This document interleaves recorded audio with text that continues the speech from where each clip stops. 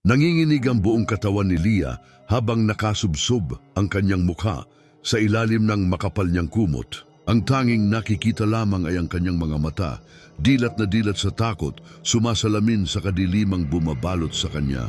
Sa katahimikan ng gabi, isang malamig at mahinang bulong ang gumapang sa hangin, tila nagmumula sa kung saang sulok ng kwarto.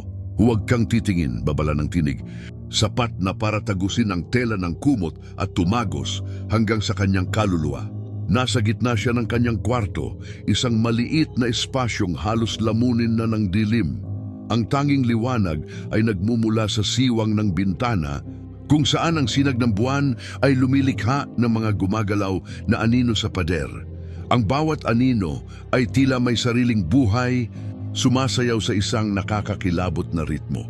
Bigla, isang mahinang tunog ang pumunit sa katahimikan. Isang kaluskos, tila mga kukong dahan-dahang kumakaskas sa sahig na kahoy, nagmumula sa pinakamadilim na bahagi ng silid. Nanigas si Leah, pinipigilan ang kanyang paghinga, bawat pintig ng kanyang puso ay isang malakas na dagundong sa kanyang dibdib. Unti-unting lumakas ang pagkaluskos, mas malinaw, mas malapit. Tila ba ang anumang gumagawa nito ay papalapit sa kanya, bawat kaskas ay isang hakbang.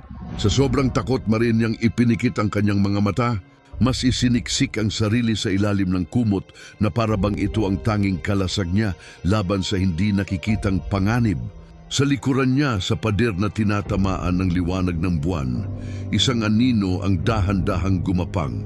Kakaiba ang hugis nito, baluktot at hindi pangkaraniwan, na may mga daliring mahahaba at matutulis na tila humahaba pa habang gumagalaw ito pataas. Ilang sandali pa, biglang tumigil ang lahat, nawala ang pagkaluskos. Ang tanging naririnig na lang ni Leah ay ang sarili niyang mabibigat na paghinga. Katahimikan. Isang nakabibinging katahimikan na mas nakakatakot pa kaysa sa ingay kanina. Dahan-dahan sa pag-aakalang ligtas na siya, maingat niyang ibinaba ang kumot mula sa kanyang mukha. Maingat niyang inilibot ang kanyang mga mata sa buong silid. Sinisiyasat ang bawat sulok. Walang tao. Walang kakaibang anino. Isa lamang itong ordinaryong gabi. Nakahinga siya ng maluwag, isang buntong hininga ng ginhawa ang kumawala sa kanyang mga labi.